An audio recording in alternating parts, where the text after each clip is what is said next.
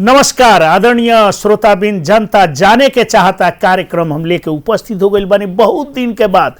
और अभी नवी कार्यक्रम radio Birgunj, radio Pokhariya, Janak Nandini FM Janakpur से, साथ साथ टीवी बीरगंज और फेसबुक सामाजिक संचार यूट्यूब से भी संसार भर अपने देख रहल बानी जनता जाने के चाहता कार्यक्रम। हमने के आज विभिन्न गतिविधि में बात करम सन बहुत दिन के बाद सेराई रहन एक्शन कुछ कम भई रहे, लेकिन आज हमने के खोज के लिए आइल बानी सन चर्चा करम बीरगंज महानगर पालिका के जोशीला युवा, अगर कहल जाए बहुत एक्शन में रहे वाला, हम चर्चा करें बीरगंज महानगर के मेयर राजेश मान सिंह जी से आज बात करें। बहुत विवाद में, बहुत चरका चरकी, कभी आदमी हटावे के, कभी तोड़ फोड़, तो कभी विभिन्न किस्म के अभी टीका टिप्पणी बहुत ही हो रहा बा उनकर विषय में। आखिर मेयर साहब काहे एक्शन में नहीं की, वो सब भी चर्चा करें। जनता जाने के चाहता कार्यक्रम में बहुत खोज तलाश हमनी के करें सन का होता महानगर में, काहे आदमी हटावल जाता, काहे रखल जाता, ये भी विषय में चर्चा करें सन। हमनी के विभिन्न टीका टिप्पणी खाली बाजारे में विकास करता नहीं, गांव में विकास नहीं के काहे मेयर साहब करता नहीं।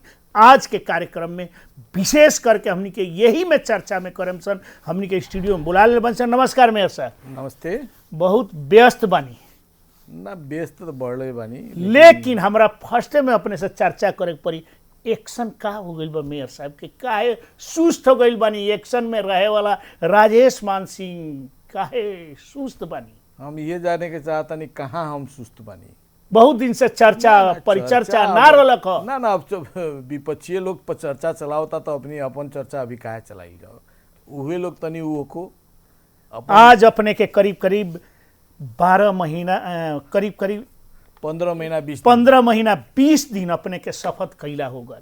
और जहिया शपथ कैले रनिया, इतना एक्शन में रनिया, काफी चर्चा में, काम भी एक साल काफी कैनी कहल जाम, देखल जाम बीरगंज के जौन सर सफाई से लेके विभिन्न, लेकिन एने पछिलका 1-2 महीना से अपने व्यापक सुस्त हो गई बानी। विभिन्न किस्म के विवाद बानी, कभो ट्रैक्टर में खातानी, तो कभो कर्मचारी के हटावतानी, कभो भ्रष्टाचार में लिप्त हो गई बा महानगर करके व्यापक चर्चा परिचर्चा सामाजिक संजाल में बा। इतने ना, निवर्तमान मेयर विजय सरावगी वो भी अपने के अब विरोध में कमर कास ले बड़न, विभिन्न सामाजिक संजाल में विभिन्न जगह इंटरव्यू दे रहा बन।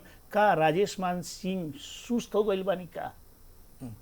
एगो बात, ये लोग जितना बात करी हमर ऊर्जा उतना बढ़त जाई, जितना ये लोग बात काटी, जितना वो करी, वो हमरा के और ही थप ऊर्जा प्रदान करता। जहाँ तक विपक्षी लोग के कामे है विरोध करे के, जब तक ले विरोध ना करी, हम केंगे चर्चा में आए, वो केंगे चर्चा में आइयन, विरोध करता रहन। कमती में विरोधे करला पर उ तनका दिन खातिर चर्चा में विपक्षी लोग आवता। जहाँ तक ले बा एक्शन के बात बा, एक्शन के बात में ये सब गलत बात है। हमनी के और ही पूरा जोश जांगर के साथ में आगे बढ़ल बानी। कहाँ बानी? 2 महीना से सुस्त बानी, कोनो चर्चा परिचर्चा नहीं, खाली निगेटिव सामाजिक संजाल में ना लोग टीका टिप्पणी करे। सुनी ना, अब टीका टिप्पणी करता, टीका टिप्पणी उ लोग के कैला से हमरा कुछ नहीं। हमर बीरगंज वासी, बीरगंज के जनता, उ लोग हमारे विषय में टीका टिप्पणी करो तब बात हो। विपक्षी के तो काम है टीका टिप्पणी करे के। रउआ कहता नहीं एक्शन में नहीं कि आज शिक्षा क्षेत्र में देखी जो शिक्षा माफिया लोग रहे, शिक्षा माफिया लोग कहेला अभी थरक मान बा।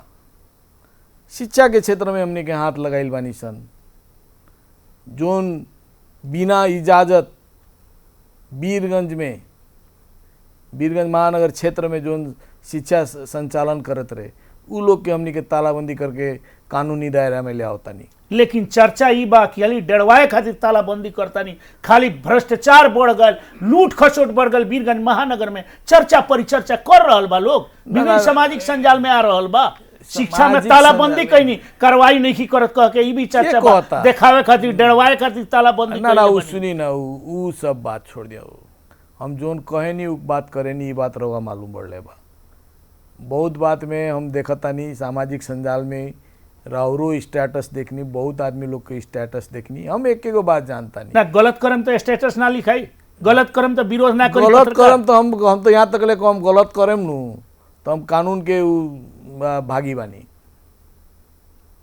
रउआ हम गलत बानी कह के वीरगंज के कुछ पत्रकार ठहर करी कि हमार वीरगंज वासी ठहर करी, संबंधित निकाय ठहर करी, अख्तियार भी तो घुस गई बा अपने। अख्तियार तो कबो घुसे, रोज अख्तियार के 3 गो पत्र आवता है, एकर मतलब कहा हम तो अख्तियार से जब से जीतल बानी तब से कहले बानी कि रउआ लोग आई हमने के वीरगंज महानगर पालिका में विगत के जनप्रतिनिधि के करल काम के संपूर्ण फाइल ले जाई। हमरो अभी तक ले 15 महीना 20 दिन भइल, हम जितना काम कैले बानी ओकर फाइल रउआ ले जाई, छानबीन करी, रोजे रोजे पत्र काटे वाला धंधा छोड़ दिया। अगर हम गलत कोनो काम में गलत कैले बानी तो हम सजाए के भागी बानी, आके फाइल अख्तियार काहे नहीं खेले जात। अब चली हम अपने के चर्चा करम शिक्षा के बात कही। यहाँ चर्चा ई बाकी ताला मारा तानी भीतरिया कोनो बात बाका, खाली ताला मार के डेढ़वा होता नहीं वो लोग के। अब भीतरिया बात रही तो जानकार लोग ना चर्चा के पीछे ना सुनी ना, उस सामाजिक संजाल के पीछे ही चर्चा करे वाले, चाय के दुकान में चर्चा करे वाला व्यक्ति के पीछे नहीं के जाए के, काम करे के बा, शिक्षा में सुधार करे के बा, वो में आगे बढ़ रहा बानी। सेटिंग हुई तो हम अपने जनता से बोलम कमरा का दे सेटिंग नहीं के, कौन चीज के सेटिंग बा, खाली ताला प्रमाणित करो ना। खाली ताला मारला से का ताला मारला से काहे नहीं के भाई। अभी तो लोग दायरा में तो आवता नु, जे बिना इजाजत लेके शिक्षा के उ काम करता गैर कानूनी रूप से, उ लोग तभी दायरा में आके काम करता नु। उ लोग के तो अभी हमनी के निर्णय कैले बानी सन, कितना कितना फाइन करके कितना फाइन करे के बा, केंगा करके उ लोग दायरा में आओ के तो कर वसूल करता नहीं सन, ओकरा के फाइन ठोकल बानी। नाम परिवर्तन करके चलाइल बा, ओकरा के कितना ठोकल जाई। रवा बिना इजाजत के जोन संचालन करल बा ओकरा के 1 लाख जुर्माना आ 6 महीना कैद के व्यवस्था बा। सभी कानूनी प्रक्रिया में आगे बढ़ गई बा। रउआ जाई महाशाखा में देखी। लेकिन यहाँ तो चर्चा बाकी ऑफिस में ताला बंद बा, भीतरे भीतरे पढ़ाई होते बाटे, सब काम होते बाटे, मेयर साहब के आदमी कहीं मिला पत्र खातिर, ये सब भी चर्चा पर चर्चा सुनी ना। मेयर साहब के आदमी वैसन करल बा तो जनता जे अभिभावक बा हमरा से सीधे करे, वैसन में पढ़ाई कराई तो उनके जे अभिभावक ऐसन स्कूल में पढ़ाई कराई तो उ लोग के बच्चा के भविष्य कैसन है उहे लोग मूल्यांकन करी। कोनो समझौता ना होई। जहाँ तक ले कहता नहीं, सामाजिक संजाल में कुछ व्यक्ति लोग, कुछ पत्रकार लोग अपना के खाली पत्रकारे पर काहे खिसियाल बनी में नहीं, सामाजिक संजाल में के लिखता, वीरगंज जिली जनता थोड़े लिखता, उहे पत्रकार लोग रात के घोड़ा चढ़ के लिखता रनसन। ना गलत कर पत्रकार लोग तो ना घोड़ा चढ़ के, रात के घोड़ा चढ़ के लिखियन, दिन में आके हमरा से डिबेट करस ना, हमरा से पूछस, पूरा प्रमाण से ठोक के देखाएम। देश के चौथो अंग नहीं तो चौथो अंग लेखा रही। ई ना कि रहुआ ना पत्रकार पर ना, कुछ पत्रकार पर, कुछ औला में गिने वाला 1 2 3 ना गलत करम तो ओकर विरोध पत्रकार ना करी। अरे हम देम गोजिया भरेम तो ठीक बा, गोजिया ना भरेम तो रहुआ विरोध करम। ना ट्रैक्टर अपने किनेम 6 साढ़े 6 लाख के ट्रैक्टर 9 लाख में किनेम तो ठीक ना सुनी ना उ रहे तो ध्रुव जी रहुआ ट्रैक्टर के व्यवसाय करे नी नु, रहुआ काम करे तो काहेला ई बीटिंग निकाल ले। संसार से कोनो कोना से ई बीट करत सकत रहनी, काहे ना कहनी। तो हम महानगर पालिका एगो मोल रख के निकाल लख, जब वो मोल महंग भइल तो सस्ता में रहुआ लोग काहे सप्लाई ना करनी, कोनो गोप्य सूचना निकाल नी, ई बीटिंग कर रहनी, कोनो संसार के कोनो कोना से रहुआ भर सकत रहनी, तो काहे ना भरनी। उतना जे बोलता रहन, जो पूर्व मेयर साहब बोलता रहन, तो जब उनका मालूम रहे ई बीटिंग में ट्रैक्टर निकाल बा, इतना ट्रैक्टर खरीद खातिर टेंडर प्रक्रिया में आइल बा, तो सस्ता मिलत रहे तो उ काहेला कोनो सप्लायर से ना भराइलन, उ तो व्यापारी होवन नु। 1.5 लाख के ट्रैक्टर 3.25 लाख टेलर, ट्रैक्टर में टेलर जोड़ल जाला 1.5 लाख का, में लिखल बा 1.5 लाख में, अपने 3.25 लाख में किन ले बने। ना उ तो सुनिए एगो बात, और पत्रकारे लोग लिखल बा कि 1.5 लाख में टेलर किनल बाड़न। हाँ हम तो कहता नी नु 2.5 लाख रुपया देता नहीं, हमरा के दिया दे 100 गो टेलर ले ले। हाँ ले ले, टीवी के सामने रेडियो से सारा लोग जोन क्वालिटी के हमनी के टेलर बा उहे क्वालिटी के टेलर दे दे, हम लेवे के तैयार बानी। रवे दी ना इतना चुनौती, एकदम चुनौती। 2.5 लाख में ले ले। हाँ 2.5 लाख में ले ले, दियाई ट्रैक्टर कांड का हतन का ही बताओ जाए ट्रैक्टर कांड उहे लोग संगे पूछी जे अपना के सर्वविज्ञ समझेला, सब चीज के ज्ञाता हई। हमरा के भ्रष्टाचारी ठहर करता, बीरगंज महानगर पालिका के भ्रष्टाचारी ठहर करता, उहे व्यक्ति लोग से पूछम। ई मीटिंग में हम तो खुला अख्तियार से कहले बानी, आके कागजात उठा के चेक कर, ई मीटिंग में कोनो त्रुटि हुई तो तू कार्रवाई कर, कार्रवाई के भागीदार भाई एकदम बानी। जोन ट्रैक्टर जोन आजू के कंपनी से हमने के ट्रैक्टर ले लें 2075 साल में परवानीपुर गांव पालिका कैलैया उप महानगर पालिका के 8,90,000 में देले बा। उ ट्रैक्टर के आजू हमने के 9,02,080 में साल में 9,50,000 में देले बा। तो हमार कहना हम जे लोग विरोध करता, जे व्यापारी पूर्व मेयर लोग विरोध करता, उ व्यापारी रहे। जब ट्रैक्टर 6 लाख में मिलत रहे तो काहे ला उ 7 लाख में ना भरलक, 8 लाख में ना भरलक, काहे टेंडर बीट ना कैलक? हम ये बात जाने के चाहता नहीं। भ्रष्टाचारी के फाइल तो अब खुली, हम तो अख्तियार से कहले बानी, चुनावों में जनता से कहले बानी, अपना पर तो खुली एकदम हम तैयार बानी। ध्रुव जी एकदम खुला चुनौती बा, हमो तैयार बानी। हमर जितना काम कैले बानी सब फाइल उठा के अख्तियार ले जाके चेक जांच कर सकता पूरा चुनौती बा। हम कोनो विद्यालय के कोनो हॉल बनाएम, बीरगंज महानगर पालिका के भी बजट लगाएम, ओकर बाद में रउआ कोनो दाता संगे भी लेम, प्रदेश के भी बजट लगाएम।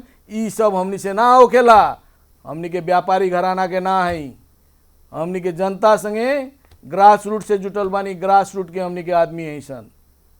हमनी के उ हाउ हाउ करके पैसा नहीं के जोड़े के। लेकिन इतना मने अपने के इतना विभिन्न टीका टिप्पणी अइला पर 2 महीना आखिर काहे से राई बनी? के सर 2 महीना के बाद हम बोले नहीं तो अपने आई बनी। तो अब बुलाएम तबे न, हम ना लेकिन बुलाएम फिर तब भी केंगे अपने के कहम? प्रतिक्रिया कुछ आवे के चाहिए तो ना आइल। कथी के प्रतिक्रिया देले? अब विपक्षी लोग नाम चलावता, कुछो नाम चलावता, चलाओ। हमर बीरगंज वासी तो जानता नु, बीरगंज वासी तो जानता नु राजेश मान कथी करता, कथी नहीं के करत, बदमाशी करता कि कथी करता। जे आदमी हमरा पर उंगली उठावता उ अपन कार्यकाल में कथी कैले बा? हम तो कहले बानी, चुनावों के बेरिया में कहले बानी, अख्तियार नहीं के आवत, ढूकस पुरान सब फाइल खदरोस, पूरा ना, फाइल उंगली तो उठावे वाला अपने। अब सवारी कर 6-6 करोड़ में जात रहे, 3 करोड़ में ध्रुव शायद जी हम दिया वैसे बनी। जाने के चाहता राजस्व में सब जनता के अपने ना तहस नहस कर ना देनी बीरगंज सुनी ना, महानगर के। आजू उ कहता रन कि हमर पाला में इतना राजस्व उठल रहे। हमनी के 1 वर्ष के कार्यकाल में कितना राजस्व उठल बा जाके देखस। घटा देनी घटा देनी तो घटाए वाला चर्चा काम हो रहल बा। राजस्व घटाए वाला काम राजेश मान सिंह ना करेला। उनका से 6 करोड़ रुपया बेसी राजस्व उतना कहता रहनु कि टेंडर घटा के भी 6 करोड़ रुपया राजस्व ज्यादा उठा के दे बीरगंज महानगर पालिका दिखाइल बा गताब में। काय फिर चर्चा हाँ? परिचर्चा चर्चा जाके देखो ना, हमनी के डाटा में बोले नहीं, कागज में बोले प्रमाण नहीं। पेश कर सकता नहीं। अरे प्रमाण पेश का जाई, अभी केकरो के भेजी, राजस्व शाखा से डाटा ली, पहले से राजस्व बढ़ैले बनी, 6 करोड़ रुपया बढ़ल बा। लेकिन घटा देनी सवारी कर में। सवारी कर में काहे ना घटी? हमरा वैसे जाने के चाहता नहीं। ना, ना, हम 6 भी तो करोड़ ना, में सुनी भेजल ना, रहो। 6 करोड़ में केंगा लेत रहलन सन?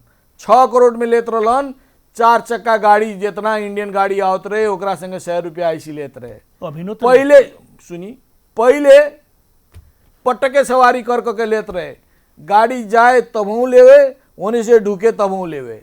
लेकिन अभी एक पटक जोन गाड़ी ढुकी ओकरे से ली, एने ढुके वाला के गाड़ी के पैसा ना लागे। माने एक ओर से ओने से आए इंडिया से आई ओकरे लागी। 4 चक्का के तो लागबे ना करी, 4 चक्का के नहीं 4 लागी। चक्का सवारी साधन के लागबे ना करी। लेकिन सुने नहीं जबरदस्ती लेबो कर। जबरदस्ती लेता हमरा के कहीं ओकरा के उ ठेकेदार के कार्रवाई करम काहे? अभी जोन बदमाशी कैले तो बोल देखनी ना, 7 गोड़ा के ऊपर मुद्दा चलल है। 4 चक्का कोई भी गाड़ी इंडिया से आई ओकर पैसा ना पैसा ना, सवारी वाला गाड़ी के पैसा ना लागी। तो ई पटके नहीं खे, एने से जाए में ना कोनो चीज नहीं के, 4 चक्का में तो कोनो चीज है नहीं फिर भी के। तो कर के महानगर के तो घाटा भइल न। केंगे घाटा 6 बा? करोड़ हमरा के 3 संबंध सुधारे के बाद सब चीज पैसा से राजेश मान सिंह ना तोलेला। हमनी के मित्र राष्ट्र भारत से जोन व्यक्ति लोग नेपाल भ्रमण करे आवेला ओकरा से हम 100 रुपया लेके का करम? उ दरोगा देखो तो कम 4 चक्का आवत रहे, गिद्ध लेखा आदमी झुकत रहे। आजू उ स्थिति नहीं के, 4 चक्का खुला रूप से मित्र राष्ट्र भारत से यहाँ आ जा सकता। हाँ होंगे यार रउआ लोगिन जोन गाड़ी पटके सवारी कर के पहले उठावत रहे, लेकिन अब एक पटक के ही लागेला कोनो गाड़ी में। तो ई सबसे होई त जोन पैसवा बा उ मूल्यांकन घटी कि ना, रउआ अपने हिसाब करी ना। हम उ कैले बानी, राष्ट्र समिति निर्णय कैले बा। लेकिन पहले अपने पूर्व मेयर चुनाव में पूर्व मेयर के अपने चर्चा पर चर्चा करत रहनी भ्रष्टाचारी होना, आज उ अब 15 हम महीना एगो में बात चुपचाप रहलन। लेकिन अब भीतर से तो कुछ ना कुछ कागज तो फैला पड़ले को किया। ना कागज, फिर हम तो उनका के खुला चुनौती देता नहीं, कानूनी दायरा में हर एक ठाव में अपने गोप्य भीतर रह के सेटिंग खाली करावत सुनी ना, सब गैर कानूनी काम करा रहल बानी। व्यापारी को व्यापारी भाखानु बोली, हम नहीं कहते एकदम खुला चुनौती देते। कागज बात काहे संबंधित निकाय में पेश करके नहीं के करवा, तो अख्तियार ढुकाओ नगर पालिका में, उठाओ उनकर कार्यकाल के भी फाइल उठाओ, हमरो कार्यकाल के फाइल उठाओ, 15 महीना भइल बानू, हमरो कार्यकाल के फाइल उठाओ, उनको कार्यकाल में का भइल बा हमरो पाले कागजात बा। हम तो अख्तियार के कहता नहीं, आई रहुआ लोगिन एक बार सब फाइल उठा के ले जाई। सब कानून से काम करता नहीं। हाँ कानून में कानून विपरीत हम कहाँ काम कर ले बानी? कह रहल बानी कि अपने घर उनका कोहला से हुई ना दू को घर तोड़नी, कानून विपरीत तोड़नी। कौन कहता? नाला पर कौन कहता? 2-3 तो काहेला अदालत स्टे ना देलक ह? अपने स्टे का नाम मनी स्टे देले रहे। के कहता? कहाँ बा? हमरा के देखाई, हम स्वीकार करे के तैयार बानी। कहाँ बा? नाला अपने के उन्हें सीडीओ ऑफिस से केने पर चल गल जबरदस्ती, अपने के तूड़ के नाला के ना सुनी ना, नाला के डिजाइन बदल ना नाला के ऊपर के लाल पुर्जा बनेला, लेकिन अपने लगन नक्शा बनल नक्शा बनल। सुनी ना ध्रुव जी, हमरा से पहले के व्यक्ति गलत करी तो हम वो गलते रास्ता में चली, काहे चली? पहले के जनप्रतिनिधि लोग जौन गलत कैले बा, पहले के कर्मचारी लोग जौन गलती कैले बा, उहे गलत रास्ता पर हम जाई ना जाएम। कानून आजू के दिन में कानूनी राय प्रक्रिया अनुसार सब काम भइल बा। रउआ के जानकारी कराई, 2045 साल में ही नापी निर्णय कर चुकल बा। 2045 साल में होटल क्लासिक आ कोऑपरेटिव बैंक वाला जोन घर रहे ओकर श्रेष्ठता खारिज करे के वो कागज चाहिए, हमरा पाले सुरक्षित बा, रउआ आके ले सकता नहीं। कानून सम्मत तुरले, कानून सम्मत तुरल बने। कानून सम्मत ना रहित सर्वोच्च अदालत, सम्मानित सर्वोच्च अदालत स्टे जारी करित, काहे ना जारी अपने कानून के मानते नहीं कि एकदम के अपना सारा तरीका से घर तोड़ विरोधी के खाली घर। अरे उनकर घर पड़ी कह के डर बा, खाली अदालत से उकरो पहले डोजरवा उनकरे घर पर चली, काहे चिंता कैले बानी? वैसे उ तोड़ता तो उनकर छाती में बथता है, चली उनको घर पर जोड़े चली, निश्चित नहीं। आश्विन 22 गते बा, अदालत फैसला कर दी, सबसे पहले डोजर उनके घर पर चली। वही से विरोधी के आदमी के खाली लगा होता है, तुरंत विरोधी कौन बा? सब हमारे अपन लोग के भी टूटल बा। जे कानून मीज के जो कानून विपरीत काम कैले बा, ओमे डोजर तो चली।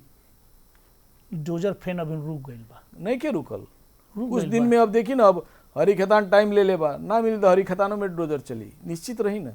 लेकिन काखा पाखा करके सब अपन मने विरोध करे वाला लोग के डोजर, भी चर्चा परिचर्चा जौन बा। चर्चा परिचर्चा ना करती तो रहुआ हमरा के स्टूडियो में बुला के यहाँ चर्चा परिचर्चा ना चली ना तो मेयर साहब एकदम शांत रहिए। तो आज विचार बोल कर मेयर साहब को बुला के जनता जाने के चाहता कार्यक्रम बोलेनी है, जनता अपने से सब बात जानता। एक्शन में रहे वाला मेयर 2 महीना से ना एक्शन में मेयर साहब एकदम 365 दिन एक्शन में रहेलन। एक्शन में अभी एक्शन में बा, कहीं ना कहीं विरोध जौन भइल बा, ऐसे कहीं ना कहीं तनका हिचकिचाहट, कोनो चीज के हिचकिचाहट नहीं के, कथी के हिचकिचाहट बा? विरोधी के काम है विरोध करे के, तो विरोध करो। मेयर साहब एगो और बात चर्चा होता, राम जानकी मंदिर के जगह वो जन बहुत बड़ा एगो बिल्डिंग खड़ा हो रहा बा, अपार्टमेंट। जी वो ओकरा से अपने के सेटिंग भइल बा रास्ता निकाले खातिर, का होता? हम ध्रुव जी पैसा भी कुछ किस्ता बूझ ले बानी ना हम ध्रुव जी रहुआ एगो बात एगो कहता नहीं, कौन गोकुल अपार्टमेंट को जी हम इतना खुला चुनौती देता नहीं। गोकुल अपार्टमेंट के साहूकिय है, ओकरा से अगर भेंट कैलो कम, ओकरा से कोनो चीज फोनो में कुछ बातचीत भइल हुई अथवा केकरो मार्फत से कोनो बातचीतो भइल हुई, अगर ई साबित हो जाई तो हम राजनीतिक से संन्यास। वीरगंज महानगर के पूर्व मेयर, निवर्तमान पूर्व मेयर वो इंटरव्यू में कहले बना ऊ तो इतना सेटिंग कैले बाड़न, बड़का बड़का जितना अपार्टमेंट बनल बानू, बनल नहीं के नक्शा पास में साइन करके देले बाड़न, इहो में अख्तियार ढुके वाला बा, निश्चित रही रहुआ। ना ना का राम जान के उमे रास्ता निकली का, काहे अब निकली? जनता जाने के काहे चाहते का निकली? ऊ रास्ता वाला जमीन है जे रास्ता निकली, रिकॉर्ड होता। रिकॉर्ड होता, खुल के रिकॉर्ड करी एकदम। ऊ रास्ता निकले वाला रास्ता है। ऊ तो संपत्ति बीरगंज महानगर पालिका के में नाम में ले आओ के राजेश मान सिंह एकदम जी जान से लागल बा, आ ला के दिखाइए नहीं, कुछ बात में निश्चित नहीं। रास्ता ना निकली, रास्ता कोनो काहे रास्ता ना निकली, काहे निकली? लेकिन चर्चा बा, चर्चा के बाद छोड़ी ना, अब किस्ता बुझल होयन, पूर्व मेयर साहब वैसे पचायो के होई त कहत होयन कि ई मेयर निकालियन। ये बीरगंज महानगर के साथ कोनो किस्म के धोखाबाजी काहे धोखाबाजी कइल जाए? जो लेकिन कैले बानी, का कैले बानी, कथी कइले बानी? चर्चा करी। हां करल जाओ।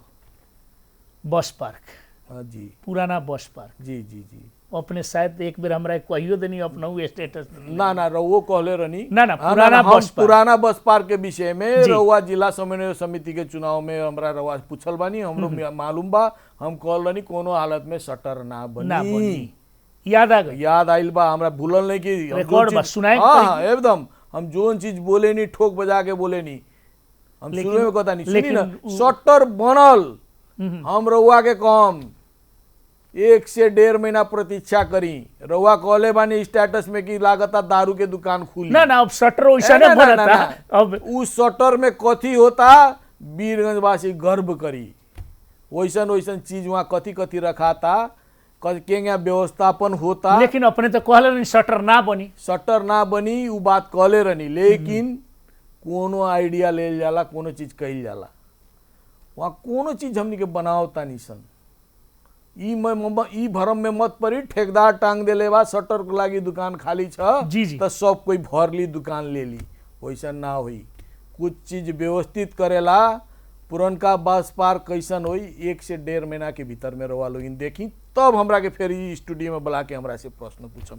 ई बात निवेदन करे के चाहतनी। चेंज हुई कुछ, बहुत चेंज हुई। शटर में शटर में कथी हुई रहुआ ध्रुव जी, हम तो जैतना तो ढुक बानी, उ शटर में रहुआ 24 में 18 घंटा वहीं बिताएम। अब देखी ना रहुआ अभी कितना दिन कहनी है। 1.5 महीना के भीतर। आदरणीय दर्शकबिंद और श्रोताबिंद, जनता जाने के चाहता कार्यक्रम में राजेश मान सिंह जी पुराना बस पार्क में शटर बनता, लेकिन 1.5 महीना अपना बात से बदल दिले बनी। एक बेर कहले रहनी शटर ना बनी, लेकिन अब बन रहल बा, और कह रहल बनी 1.5 महीना में वहाँ कुछ व्यवस्थित और का होता, कुछ चर्चा करम का बनता, रहुआ देखम तबे बोलम। गोप्य में रखें। ई विषय में जी जी बहुत आदमी बहुत दिन से बात उठावता, 2 महीना से बात उठावता, देखल जाओ कुछ करम। वहाँ बीरगंज वासी मेयर साहब एगो और बात, 2 महीना से शायद लाग नहीं कि अपने के चारों ओर से घेराबंदी हो गई बा। ना ना घेराबंदी सुनी ना ना हमारा चर्चा 2 महीना 3 महीना से वैसा का हाँ, है, सुनिए का ना। है मेयर साहब, का है आधुनिक मेयर साहब, खाली ई जौन बीरगंज के कुछ अब चेंज में बानी, ई काहे घेर। अरे जे करेला उहे नु घेराबंदी में पड़ेला। अभिमन्यु जी भी घेराबंदी में पड़ल। इसे डर नहीं, कौन चीज के डर बा? अभिमन्यु जी चक्रव्यूह तोड़े के ना सकलक, लेकिन राजेश मान सिंह चक्रव्यूह तोड़ के रखी। ई बात में रहुआ निश्चित रही। उ घेराबंदी काम हम करतानी नु तो चर्चो हमरे हुई नु। विपक्षित के काम हो घेराबंदी करे के, करो घेराबंदी कितना करे के बा, गलत करम भोगम। उ लोग के घेराबंदी से राजेश मान सिंह हिले वाला नहीं खे। ई बात अपन में निश्चित प्रतिबद्धता चुनाव के बेरी के था बा, रही। एकदम था बा, सब पूरा होई। पूरा होई। देखी ना पूरा भइल बा कि ना ई रहुआ ना लोग ना बाजार बीरगंज बाजार घंटा घर से लेके अपने कहल जाला इंडिया जौन जाइल जाला भारत के बॉर्डर तकले एकदम सफा सुंदर बा, माई स्थान मंदिर बनल बा, सर सफाई, लेकिन गांव में कुछ नहीं खे भाई, ध्रुव जी खाली अपने ना ना ए ध्रुव जी, अरे विभिन्न सामाजिक ना, ना, संगठन में राउर देखी ना, कैमरा भी तनी गंडक से लेके रक्सोले तक ले घूमता, तनी गांव के भीतरों जाके देखी ना। आजू हम रहुआ के गिना होता नहीं लिखी, राउर टीवी में भी रिकॉर्डिंग होता, रेडियो में भी बाजी। रामगढ़वा में पुल पार, रानीघाट पुल पार रामगढ़वा में जी 15 करोड़ के टेंडर होइल बा सड़क में। जो नया बस्ती सब बा का जहाँ सड़क के 100 भी नहीं खे, कुछ दिन में देखे वहाँ सड़क के टेंडर हो चुका बा। रामगढ़वा हो गया। जोन 28 नंबर के इनरवा, 29 नंबर के रतनपुर जायला पाखी में से गुजरत रहे, वहाँ 5 करोड़ के पिच सड़क के काम होता। पाकी के भी बहुत सामाजिक संजाल में आइल बा, विभिन्न टोल टोल से आ रहा टोल टोल से आइल बा, इहो विषय में चर्चा करम। लेकिन रवा लोग इनको कहता नहीं कि गांव में काम नहीं के रवा के काम गिना होता नहीं। 17 नंबर वार्ड में उतना बड़का टेंडर भइल बा, 25 नंबर के साथ में उतना टेंडर भइल बा। जनता सुन रहा बा अपने के बात, सुन रहल बा ना, हमरा से कागज लेके जाओ जनता, खड़िया के काम करो। हम इतना खुला रूप से बोलता नहीं। रउआ 31 नंबर में उतना बड़का सोलखपुर में सड़क ना रहे, सड़क निर्माण भइल करोड़ों के लागत में। रउआ कैमरा तो घुमाई ध्रुव जी, विपक्षी लोग ना घुमाइल तो कमती में रउआ निष्पक्ष पत्रकार हैं, गांव में चली एक बेर हमरा साथे, हम देखाओ तानी काका कथी होता कह के गांव में विकास भइल बा। एकदम देखी ना रउआ कैमरा घुमाई, काम कंप्लीट को। तो काहे चर्चा बा खाली बीरेगंज बाजार के चर्चा अरे बा? जे चर्चा करता वो लोग तो खाली गंडक से रक्सोल करता, गांव कहाँ ढुकतारन सन। चुनाव थोड़े आइल बजे वो लोग गांव ढुकी। अपने जानी जाए कि ना, जनता से पूछल जाओ ना, जनता से हाँ, जनता से पूछल घर जाओ। गइलो भी करम सन मेयर साहब, एकदम, एकदम, कि जनता एकदम। जाने के चाहता है कार्यक्रम में। एकदम, रेडियो एकदम। बीरगंज और ध्रुव साहब अपने जहाँ जाए जितना बोलले बनी सब के हमनी के एकदम एकदम खबरदारी भी करम सन। हम तो रउआ के खबरदारी से पहले कम जहाँ जाए साथे लेके चलिए, वहाँ जनता से हम डायरेक्ट बात कराई। हम कहता नहीं रउआ गांव में भी विकास होता, गाँवों में विकास होता। तो काहे चर्चा शहर बा से गांव में ना विकास? सुनी ना, जे आदमी गांव जाए गईले नहीं खे, देखले नहीं खे, तो वो आदमी तो कहबे न करी गांव में कुछो नहीं के भइल कह के। जाई रामगढ़वा के जनता से पूछी, रतनपुर के जनता से पूछी, 28 नंबर इनरवा के जनता से पूछी, सोलखपुर 31 नंबर के जनता से पूछी, 17 नंबर के अलऊ के जनता से पूछी, 25 नंबर सिरसिया के जनता से पूछी काम कैले बानी कि ना, कितना कितना करोड़ रुपया के टेंडर निकालल बानी, पूछी वो वार्ड के वड़ा अध्यक्ष सबसे बुला के काम कैले बानी कि ना, टेंडर निकलल लेकिन वार्ड 10 के नाम देने, वार्ड 10 भी तो विरोध करता लोग नो। सुनी ना, वार्ड 10 लोग भी विरोध 32 गोड़ा में ये गोड़ा विरोध कैलक। काहे विरोध कैलक? नाम देले बाड़न उ सेटिंगगंज, हमनी के अपन बीरगंज के नाम बिगाड़ के सेटिंगगंज कहल बाड़न। शायद उनका के हम सेटिंग ना करे सकलन तो वैसे नाम रख देले बाड़न। कौन विरोध में? एगो छोड़ के हम नाम लेवे के नहीं चाहत। सब वार्ड 10 अपने के सपोर्ट में, सपोर्ट में सब संगे मिल के काम करता नहीं, काम ना करो कोनो तो- विवाद नहीं है। कहाँ विवाद बा? विवाद रहे- एक दूगो ना, वार्ड ना, 10 विरोध में बा। अब बा केकरो केकरो नेचर रहेला, जेंगिया के उनकरे पार्टी के हुवन, जे पूर्व मेयर साहब बड़न उहे कुछो बूटी सुंगाइल हुईन, करत होई, निमने बात माने विरोधो होके के चाहिए नु। लेकिन पूर्व मेयर कानून संगत रह के काम करस, अपने कानून अरे तोड़ के हम काम तो कर कहले रहल बानी। सुनिए ने, ई हम तो कहले बानी नु, हथकड़ी पहनाएम, अख्तियार ढुक जाओ, फेन ई बात अरे कहतानी। फेर कहतानी, लेकिन अब अपने यार तैयार रुक नहीं, जाओ। अब उ कह रहल बानन अपने अरे पर सुनी, अंगुली हाँ, दिखा हाँ, देवल हाँ, बा। अब अपने हम सुनी, हम त्रुटि कैले बानी, हम गलत कैले बानी, कानून मीच के कैलो कम तो हम हथकड़ी लगा के तैयार बानी। हम शुरू में कहले बानी, अख्तियार ढुक जाओस, केकरा के हथकड़ी लागी, दूध के दूध आप पानी के पानी हो जाई। अख्तियार तो घुस गइल बा अपने के कहाँ ढुकल बा? आके फाइल उठा के ले जाओ, उसने खाली पत्र काटला से होकेला। हम तो चाहते नहीं आके सब फाइल उठा के ले जाओ। पूर्व मेयर के पाला के भी 5 बरिस के फाइल उठा के ले जाओ, हमारे 15 महीना के कार्यकाल के भी फाइल उठा के ले जाओ। दूध के पानी पानी आज फाइले उठैला के मारे तो सारा कर्मचारी के हटा देनी। कौन कर्मचारी के? कर्मचारी रखले रहनी है, रखले विभिन्न रहनी। कर्मचारी अभी ना, ना। 5 दिन 7 दिन में ना ना, 4 एगो बात हम रहुआ के बाद जानकारी करावता नहीं, कुछो काम करता मेयर के नाम आवता ना। 5 साढ़े 5 पहले हमर बात सुनी, 600 कर्मचारी सुनी रखे ना, ना सुनी ना, बिना डाटा के तो पहल का बात, आग्रह बात बिना डाटा ना ना आ रहल बानू आ रहल कला से रहुआ पहला डाटा देखी। सुनिए ना वो बात, वड़ा अध्यक्ष एगो वार्ड में 5 गो सर सफाई कर्मचारी रखल रहे, 5 गो एगो वार्ड में जी 32 पंचे कितना भइल?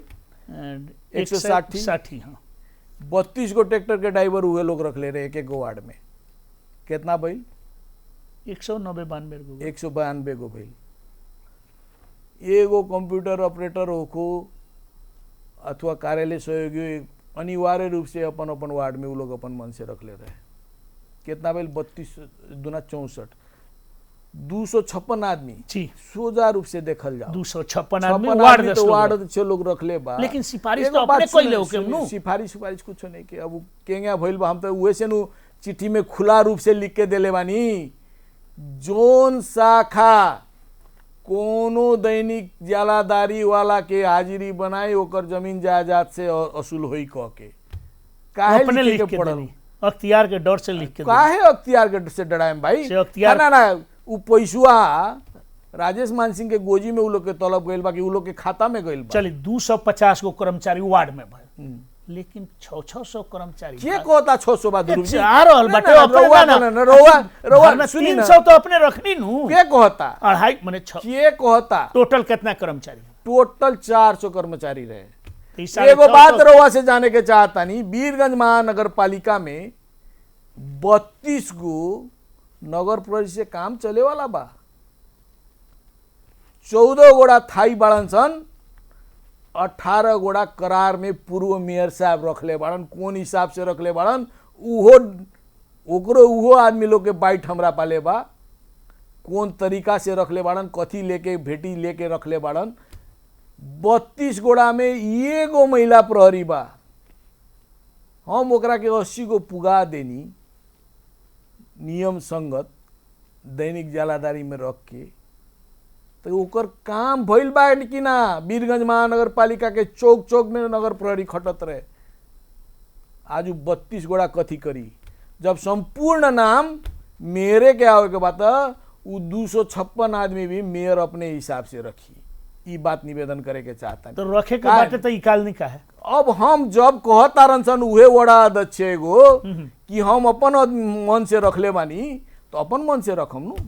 जब हमरा जवाब देवे के बा अख्तियार के, हमरा जनता के सामना करे के बा, तब हम अपन मन से आदमी राखम नु। काहे उ लोग के आदमी हम रखे जाएम?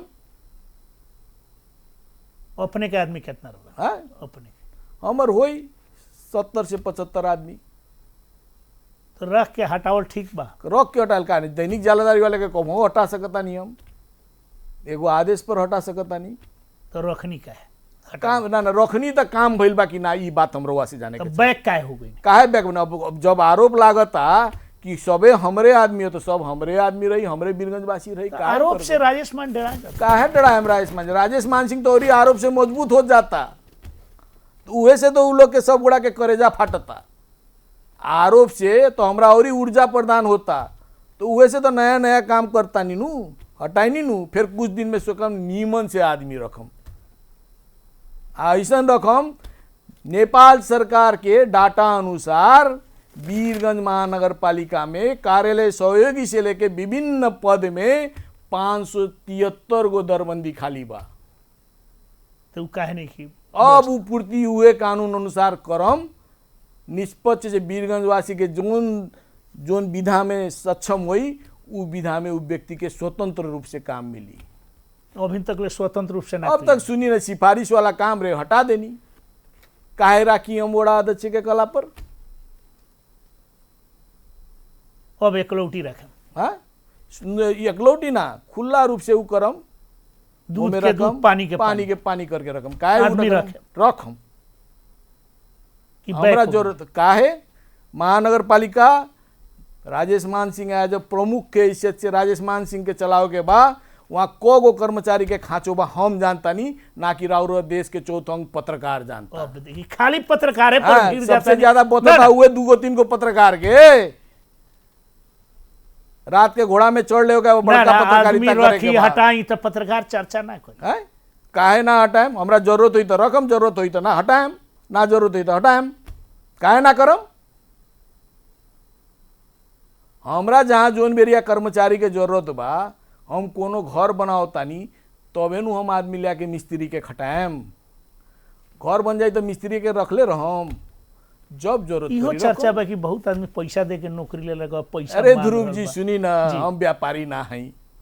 कोनो एगो व्यक्ति कह दो राजेश मान सिंह, बिना कुछ भइले चर्चा थोड़े होई में से अरे कुछ ना कुछ तो सुनी ना, भीतरिया अरे हिटलर एगो बात कहले बाड़न का, एडलॉफ हिटलर नाम सुनले हो कम, जर्मन के तानाशाह। उ एगो बात कहले रहलन, झूठ इतना न बोल दो, इतना न रोज चिचियाओ कि जनता ओकरा के साँचो कह के विश्वास करो। उहे कार में ये लोग उहे सिद्धांत के अपना के उ लोग चलता। मैंने कहल जाम तो मेयर राजेश मान सिंह के जौन 15 महीना पहले जोश रहे उहे जोश अभी नो बा। उ से ज्यादा ऊर्जा आइल बा।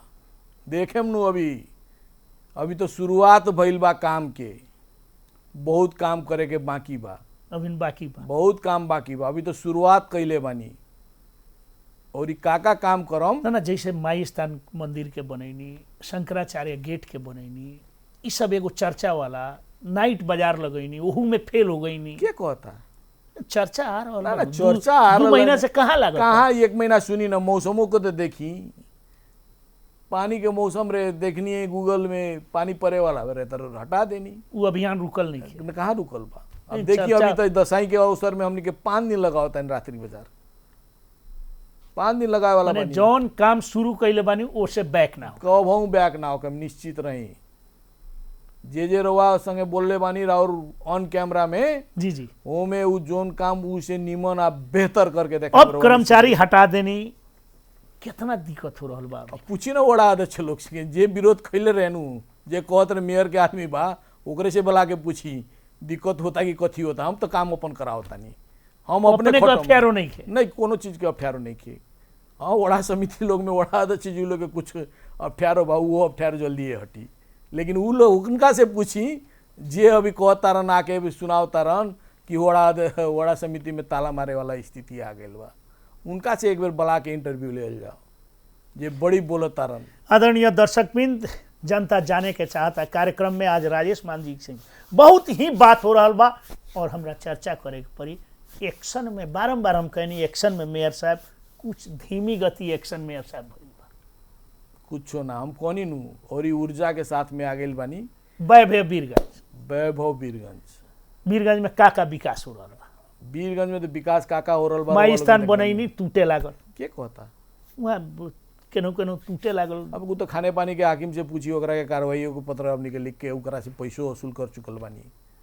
हम बना जाम उ पाइप बिछाए खातिर उखाड़त जाई। अब तो माई बिगड़ी स्थान ना। वैसने रही कि कुछ चेंज हुई। बहुत चेंज। अभी माई गवा माई के मंदिर के काम सिर्फ 60% भइल बा, 40% बाकी बा। आए वाला छठ तक ले वो सब काम पूरा हुई, निश्चित रही। एगो और आरोप बा, जी आरोप लगाई ना। सारा गरीब लोग के, दुकानदार लोग के, ठेला वाला लोग के, अपने के कहीं जौन कमाए वाला रख, मेयर साहब के, निवर्तमान मेयर साहब के आरोप है। हमरा चर्चा अपना ही से करे के पड़ी। सब लोग के खेत देनी, हटा देनी, तहस नहस हो गए लोग के आज आप के कहता चर्चा इंटरव्यू में हमने अरे उ कॉले बाड़न, उनका से आखिर उ उ ठेला सब व्यवस्थित- उनका ना, उनका से उ ठेला वाला संगे माल कमावे के। राजेश मान सिंह की उ ठेला वाला से माल लेके तो कमावे। ठेका उ गरीब के ठेला हटा वाला देनी। के हम बाजार देले बानी, ठाई देले बानी। उहे उ माटी के हाँ। ढूंगा कहाँ फुहर में ले जाके अरे वो साफ होइनु, काहे उ करता नहीं। व्यवस्थित वीरगंज बनाओ तानी, कुछ समय चाहिनु। हमरो हाथ माने में जादू कदम में चाहिए। पछाड़ी नहीं ना हटे। काहे हटेम ना हटम, निश्चित रही। जोन कॉले बानी उसे ज्यादा करके देम। वीरगंज वासी जोन भरोसा हमरा के ऊपर कैले बा, उ भरोसा वीरगंज वासी के कभो टूटे राजेश मान सिंह ना दी। हम तो राउरे चैनल के मार्फत से कहे के चाहेम, जोन आरोप विपक्षी लोग लगाइल बा, कभो वीरगंज वासी के सर मुड़ी राजेश मान सिंह जी के आरोप ना दी। शिक्षा खराब हो गल अपने के अरे चलते, शिक्षा स्वास्थ्य खराब हो गल, गांव घर में पाकी बाओ में लोग हेले नहीं के सब। ये कहता फेसबुक सामाजिक फेसबुक संजाल में आ सामाजिक रहल बा। संजाल में सुनी अपने ना, देखे नहीं कि ना? 23 नंबर वार्ड के एगो लड़का रखले बा कोनो पासवान। हम तो उ बउआ से कहनी है, बउओ तू कहता रे कि रोड बना दी, फेसबुक में रखता रे, तो तू पहले अपन घर के रस्तुआ के जोन जमीन उ बानू नापी करके क्लियर तक कर। पूछी उ लड़का से। हम कोनो काम में सीधा जनता के संपर्क में रहेनी।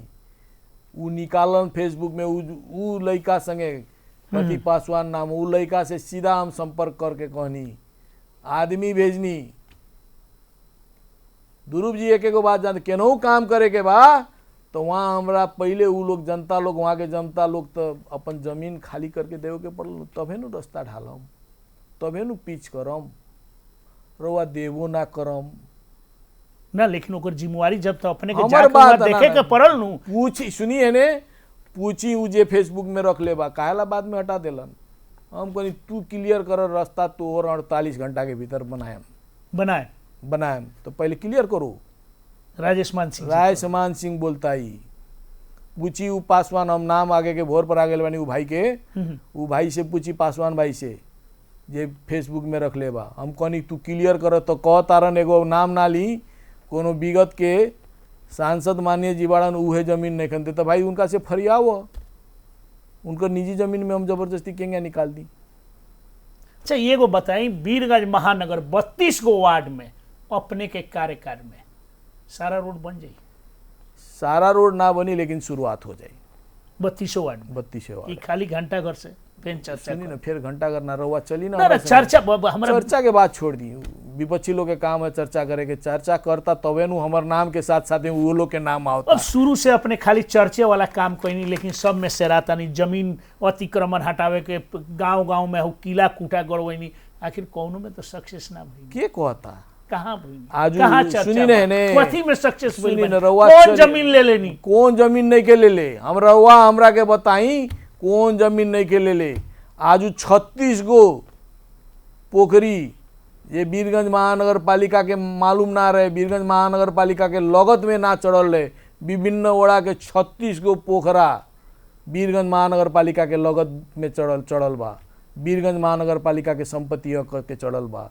कईयों बीघा जमीन 17-19 के साथ में रहे जहाँ हमनी के कुछ बनाए जा रहल बानी, आज 29 बीघा जमीन हमनी के निकाल के अपन उ में रख ले बानी। कहाँ 29 बीघा कहाँ लेकर बने? 17-19 के साथ में अलऊ अब बरुआ जमीन अपने कब्जा में ले एकदम कब्जा में बा। अब ओके का करे? अब देखी ना वहाँ सब बात अब ये कह दिया विपक्षी लोग फेरू करो, तनी उतना तो हमू सीखल बानी, अब सीख ले बनी। अब सीखतानी उ लोग जेंगा करता होंगे हम लोग के करे के पड़ल तनी। जब 15 महीना कार्यकाल बीतल, काम करे के कितना सहज है कितना असहज बा? ना सुनी ना, काम करे के कोनो सहज ना रहेला, चुनौती के स्वीकार करके ही हमनी के यहाँ आइल बानी सन। हम जानता नहीं वीरगंज महानगर पालिका में कोनो काम करेला सबसे बड़का चुनौती बा। आ कुछ चुनौती ऐसन व्यक्ति ऐसन बांदर लोग से बा जे ना अपन कार्यकाल में कुछ बनाइलन, दोसर बनावता तो बिगाड़े के कोशिश करता। बांदरवा ना अपन घर बनावेला ना दोसर कोई के बनावे देला, लेकिन ई बांदरवा ऐसन बा अपन घर तो बहुत मजबूती से बना ले बा, लेकिन वीरगंज वासी खातिर बनावे नहीं खन देवे के चाहत। तो उससे अब राजेश चाहता कि राजेश मानसे के नाम ले ली, कब 15 महीना से तनी बिले में रहलन, नाम ले ली राजेश मान सिंह के, कहीं ना राजेश मान सिंह के नाम लेके तनी हमू चर्चा में आ जाए, उहो कार करता रहन। अब मेयर साहब अपने कौन कौन नया काम करे जाता नहीं तनका बताई जनता के। वीरगंज में 3 गो परियोजना छठ तकले में बड़का परियोजना छठ तक ले, ये छठ शिलान्यास होके टेंडर निकले जा रहा बा। गांव खातिर का गाँव के खातिर गाँवों के एगो बड़का योजना है में बा, बता दी ना जनता। ना अभी ना, जोन दिन शिलान्यास हुई जोन दिन टेंडर निकली वो दिन खुला रूप से कहल जाए। डगमगाई नहीं सुनिए ना, राजेश मान सिंह डगमगाए वाला ना है, हम डगमगाए वाला काम ना करेनी। काम देख के हमर दोसर कोई डगमगा गइल बा, हम डगमगाएम काला, हम तो जोन कहले रहनी करते बानी।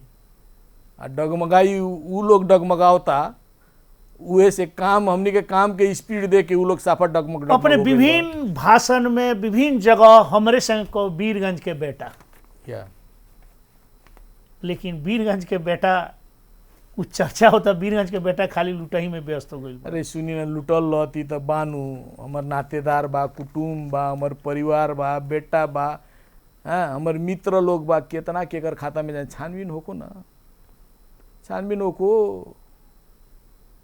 हमरा के उ माखी में से भी तेल निकाले के ना आवेला, हमरा ना चाहिए। हमरा जनता के स्नेह मिलो, काम करे की ऊर्जा मिलो, इहे बहुत बा। जितना हमरा आवता अपन नियम कानून से, अपन काम से, अपन जितना आवता उसे हम हमर बाल बच्चा पालता, संतुष्ट बनी, बहुत संतुष्ट बानी। लेकिन ट्रैक्टर अपने को बड़ा बदनाम कर। अरे ट्रैक्टर तो हम तो फेर कहता नहीं बदनाम कर दी, काम जो करी उहे नु बदनाम हुई, गलत करम तो भोगम। ए काम हम करके देनी, 32 गो वार्ड में फोर उठाला ट्रैक्टर ना रहे। रउए बताई ना ध्रुव जी, उ लोग कृषि के ट्रैक्टर के मूल्यांकन करके देता। हम कृषि ला ट्रैक्टर किनल लेनी, कृषि कार्य ला ट्रैक्टर किनल बानी। हम तो फिर पुराने पहले कहल बातें दोहरावता नहीं। अगर हमर दाम ज्यादा रहे तो उ व्यापारी मेयर काहेला टेंडर बीट ना कैलहन। 6 लाख में मिलत रहे तो 7 लाख में भर लेतन, 8 लाख में भर लेतन, काहे ना बीट कैलहन। सप्लायर्स के लाइसेंस तो उनको पाले बा। अभी बोलत तारन, जनता के भ्रमित करता रहन। चलिए आदरणीय दर्शकबिन, श्रोताबिन, हमनी के संगे आज वीरगंज के मेयर राजेश मान सिंह बहुत दिन के बाद हम परिचर्चा कर रहल बानी और बातचीत कर रहल बानी और अभी भी एक्शन में बानी। ये अभी भी एक्शन से बहुत ज़्यादा में बानी। अभी तक खाली काम के शुरुआत कैले बानी तो विपक्षी लोग डगमगाता। आ फुल फेज में काम हुई तो विपक्षी लोग ढल जाए, निश्चित रही। कर्मचारी के कितना साथ मिल रहल बा? कर्मचारी में सुधार करे, कुछ सुधार भइल बा, कुछ सुधार होके के बाकी बा। आजुओ भइल बा कर्मचारी लोग के क्लास, जे बदमाशी करी राजीनामा देके जाई। अभिनो पहिल के बात कहतनी। हाँ एकदम 2-3 आदमी देइयो देलक। जे बदमाशी करी कोनो समझौता ना। कोनो समझौता ना। मुख्य अब काम होला शिक्षा, स्वास्थ्य, अपने सर सफाई संतुष्ट बा लोग, जनता भी पीरगंज के। अब गांव घर के कुछ चर्चा होला गांव घर में उतना, लेकिन अपने गांव घर के भी बात कहनी। सर सफाई 1 नंबर में आवला, सर सफाई ठीक बा। दूसर में स्वास्थ्य शिक्षा में, खास करके हम 2 गो चर्चा करम। स्वास्थ्य और शिक्षा में नारायणी अस्पताल में अपने सर सफाई के जिम्मा लेनी, लेकिन गरीब लोग के वहाँ इलाज करे खातिर और सब का अपने के ना ना उ खातिर हमनी के पूरा प्रिपेयर होके तैयार बानी। जेंगे गरीब लोग के जोन खातिरे हम लैब के व्यवस्था, प्रयोगशाला के व्यवस्था कैले बानी, जोन सरकारी मॉल में ही नारायणी अस्पताल में नहीं खे हो सकत भीड़ के चलते। उस संपूर्ण चीज़ हमनी के यहाँ अपन नारायणी अस्पताल के बगल में पुरान दमकल भइल वाला जगह में, वहाँ हमनी के सरकारी लैब खोले जा रहल बानी वीरगंज महानगर पालिका की तरफ से। हेतने ना सोपकथ मॉल के पसल, दवाई के पसल वीरगंज महानगर पालिका रउआ आम वीरगंज वासी खातिर खोले जा रहल बा, जेकर शुरुआत ये छठ के भीतरे हुई। हेतने ना वीरगंज में जोन आईसीयू चलत रहे, जोन बंद अवस्था में रहे, ओकरा के वीरगंज महानगर पालिका के सहयोग से ही वहाँ संचालन हो रहल बा। अभी हमनी के प्लान बा, आजुए भल अभी यहाँ आवे से पहले हम वीरगंज के नारायणी अस्पताल के मेसू साहब से बैठल रहनी। जोन प्रसूति सेवा बा ओकरा नीमन से व्यवस्थित वीरगंज महानगर पालिका वहाँ लगानी करे जा रहल बा। कितना दिन में वो तैयार हो जाए? अब एकरा जल्दी वो बजट यहाँ आवते ही हमनी के टेंडर प्रक्रिया में लागे। मेयर साहब, संघ और प्रदेश बा 3 सरकार के, एगो अपने स्थानीय, संघ और प्रदेश से का सहयोग बा वीरगंज महानगर? ना हमरा के देखिए, अब संघ से तो हम ना कम, आज जितना काम कैले बानी परदेशी के बल पर कैले बानी। परदेशी सरकार के सहयोग से ही धन्यवाद देवे के चाहेम हमने के मुख्यमंत्री जी के, प्रदेश के अर्थमंत्री जी के, उहे लोग के सहयोग से आज वीरगंज में कुछ विकास हम करे सकल बानी। आंतरिक अपने के जौन बजट बाटे, आंतरिक पैसा उठावे वाला लक्ष्य बा का अभिन योजना बा बढ़ावे? ना ना वो बड़ी उहे सब आदमी जौन रखले रहनी। आज वीरगंज के संपूर्ण वीरगंज में जितना व्यवसाय करे वाला व्यक्ति लोग बा ओकर लगत हमनी के खड़ा कर चुकल बानी। इतने ना वीरगंज महानगर क्षेत्र में कितना कल कारखाना बा, कौन कल कारखाना बा, कौन वार्ड में कितना कल कारखाना बा, ओकरो लागत हमनी के उठा चुकल बानी। इस सब में हमनी के अब व्यवस्थित ढंग से एगो सिस्टम में उ सब के ले आवता निसन। उ लोग सिस्टम में आते ही हमनी के ऑटोमेटिक राजस्व बढ़ी। इतने ना अगर व्यापारी वर्ग लोग जेकर घर बा, जे घर किराया देता, अगर उ लोग ईमानदारी पूर्वक वीरगंज महानगर पालिका के घर बहाल कर दी तो राजस्व सीधे हमनी के दोगुना होई। ई में भी हमनी के उ लोग संगे पहल करता निसन। तो उहे से रउआ निश्चित रही। गत आब में पहले पुरनका मेयर के पला से 6 करोड़ रुपया बेसी हमनी के राजस्व उठा के देले बानी। इस साल और ही बढ़ोतरी हुई, एमे रउआ लोग निश्चित रही।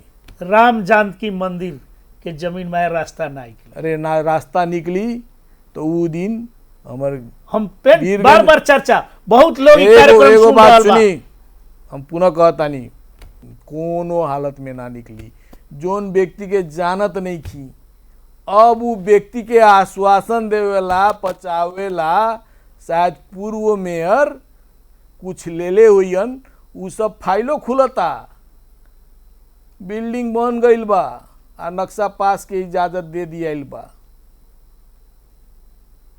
रउआ लोग ना ही हम सब प्रमाण देता। चलिए वैभव वीरगंज बनावे खातिर वीरगंज के जौन अठोट लेले बानी मेयर साहब राजेश मान सिंह जी, ओमे कौनो किस्म के अपने के पैर डगमगात नहीं है। काहे डगमगाई? हमर तो औरी जितना ना चर्चा करता नहीं, हम ना जितना हम जितना घेराबंदी हुई, जितना विरोध हुई, हमर औरी पैर जोर से मजबूत हो जाता और हम पूरा एकदम ऊर्जा के साथ में आगे बढ़ल जाता। हम तो शुरू में रउआ के निवेदन कही, शुरुआत में तो ये लोग डगमगाता 15 महीना में, शुरुआत में तो ये लोग इतना डगमगाता उ करता, हमर कामुआ होई पूरा तो ये लोग ढली निश्चित रही।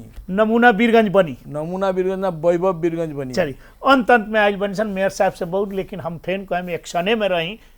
कहीं मेयर साहब के एक्शन हमनी के हरदम जनता महानगर के देखे कुछ। अंत में radio Birgunj, TV Birgunj, radio Pokhariya, Janak Nandini FM के साथ सामाजिक संजाल से बहुत लोग अपने के आवाज सुन रहा बा, देख रहा बा। अंत में संपूर्ण जनता का एक बात हम आदरणीय जनता से कहे के चाहें, जो नहीं सामाजिक संजाल सब में बात चल रहा बा, कभी हमारे भ्रष्टाचारी के विषय में, कभी कोनो विषय में, हम रउआ लोग इनसे एक बात निवेदन करे के चाहें, हम अपन वीरगंजवासी के सर कोनो हालत में नीचा होके ना दें। जोन भरोसा विश्वास के साथ में रउआ हमरा के ठाई में पुगाइल बानी, उ भरोसा विश्वास में राजेश मान सिंह 100% खरा उतरियन। ई विश्वास रखे के हम वीरगंजवासी से आग्रह करे के चाहें। हस धन्यवाद मेयर साहब। आदरणीय दर्शकबिन, श्रोताबिन, कार्यक्रम जनता जाने के चाहता कार्यक्रम में निरंतर हमनी के खबरदारी के कहाँ करता। कुछ दिन हम सुस्ताई रहनी है, लेकिन मेयर साहब से काफ़ी बातचीत हो गई। अपने के गांव में भी विकास हो रहा बा और उ देखे भी हमनी के आयम सन, और मेयर साहब से हमनी के हरेक समय में खचखचावत रहे सन वीरगंज के विकास खातिर। आज के कार्यक्रम से विदा लेते हैं। नमस्ते, अपने के जय हो, जय जनता।